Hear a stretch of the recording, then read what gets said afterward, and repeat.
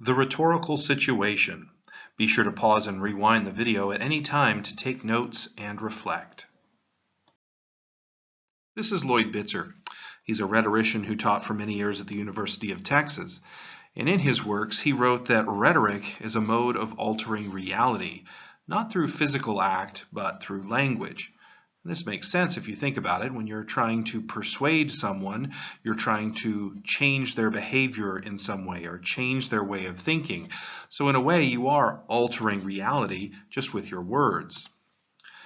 Bitzer's writing focused our modern study of rhetoric on what's called the rhetorical situation. All rhetoric is situational. That means that different situations require different means of persuasion. Given what your situation is, different ideas are going to be more persuasive than others. Who the speaker is, who the audience is, how they feel, their familiarity with the subject matter, all of these elements dictate what is and is not persuasive. Aristotle likened the work of a persuasive speaker to that of a sculptor. He said that a sculptor really doesn't create anything. Think about that for a moment. A sculptor doesn't really create anything. Instead, they take materials that already exist and form them into a shape they desire. Similarly, being persuasive requires working with whatever persuasive materials already exist.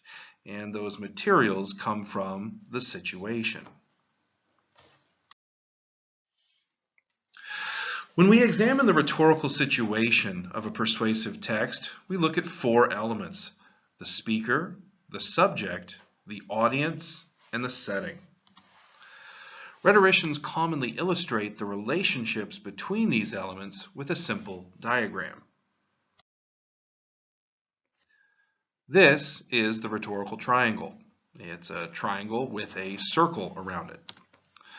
The first element at the top of the triangle is the speaker. And the speaker is just what you think it is. It's the person or persons who utter, write, or otherwise sponsor the text. It can be a single person, or it can be a group of people, or it can be an entity, as in the case of a company sponsoring or creating an ad. They would still be considered the speaker. Just ask yourself, who is trying to persuade? And that's the speaker. The second point in the triangle is the subject.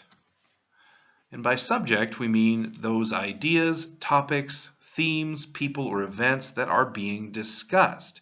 It's really just whatever the text is talking about, whatever the persuasive text deals with. Ask yourself, what is the speaker talking about? And you've got the subject. The last point in the triangle we call audience. The audience is exactly what you think it is. It's the people to whom the persuasion is directed.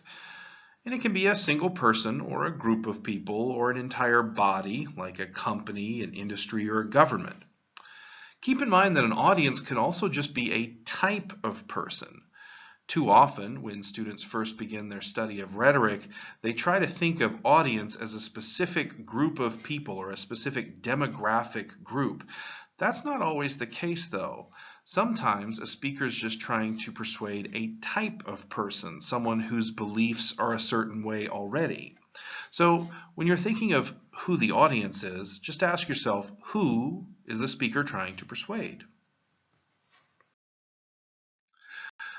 We've identified the 3 points of the triangle. Now we come to that circle. The circle represents our fourth element of the rhetorical situation, and we call that setting.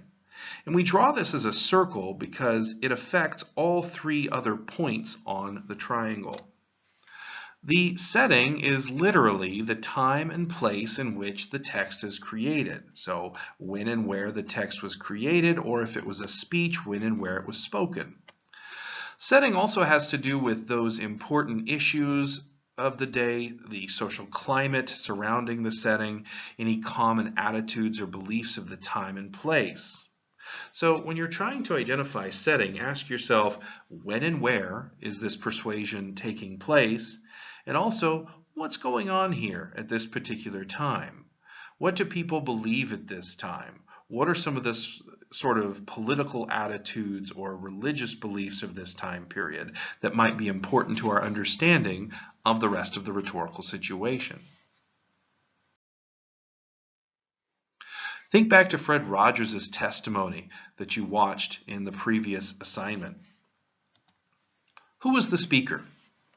Well, we just need to ask ourselves who was doing the persuading, and in this case it was Fred Rogers, a children's television show host. What was Fred Rogers' subject? Well, we need to ask ourselves, what was he speaking about? His subject was about federal funding for PBS, specifically extending existing funding for PBS. Who was his audience?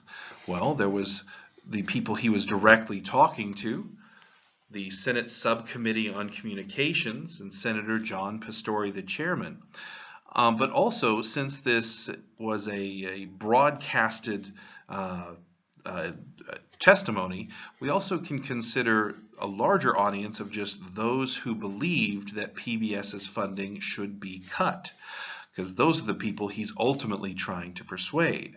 So our audience are both the people he's directly speaking to, the people who can actively affect the PBS budget, but also just anyone else that believes in something other than what Rogers is trying to convince them to believe. Then finally, what is the setting? Well, Fred Rogers delivered this testimony in the Senate committee chambers in 1969. Beyond that, we need to think about what was going on at the time, because that can affect our understanding of the rest of this situation. Well, 1969, the height of the war in Vietnam, the United States was spending a lot of money on that war. The civil rights movement was still ongoing and changing the United States. Those things right there help us understand better the attitudes of both the speaker and the audience and how each side would perceive the subject matter. Let's take a look at a famous example of persuasion, Martin Luther King Jr.'s I Have a Dream speech. So even though we face the difficulties of today and tomorrow, I still have a dream. It is a dream deeply rooted in the American dream.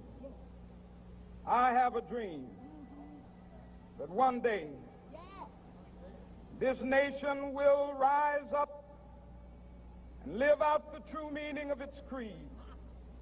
We hold these truths to be self-evident, that all men are created equal.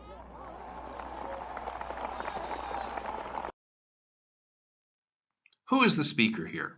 Well, it's clearly Martin Luther King Jr. He wrote the speech, but more importantly, he uttered the speech, and he's the one that's trying to do the persuading. What is his subject matter? Well, this is a famous speech about racial prejudice in the United States and injustice in America.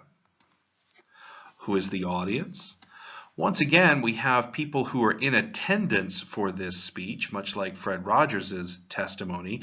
So we can say that the audience are those people at the Lincoln Memorial. But again, since this speech was broadcast on television, we can also say that the audience is a little bit wider. Those people who don't necessarily believe what Martin Luther King Jr. is saying, people who need to be convinced, people who perhaps across America who are just satisfied with the way society is. Those are the kinds of people he's trying to convince. Or people who believe that nothing can change, that the system is just fixed as it is. All of those are the kinds of people that our speaker is trying to reach, trying to persuade. So what is the setting here? Well, there's the physical time and place. It was spoken at the Lincoln Memorial in Washington, D.C. in 1963. And then we also need to know what was going on at the time. Well, this was the height of the civil rights movement. All of that information can help us better understand the rest of the rhetorical situation. So, what's the point? What's the point of studying the rhetorical situation of a text? Well, understanding the rhetorical situation that a persuasive text comes from helps us better understand three things. First of all, it helps us understand the choices that an author makes. It helps us understand the intended effects of those choices. And lastly, it helps us better determine whether or not they were good choices to begin with, so that we can evaluate the persuasiveness of the text.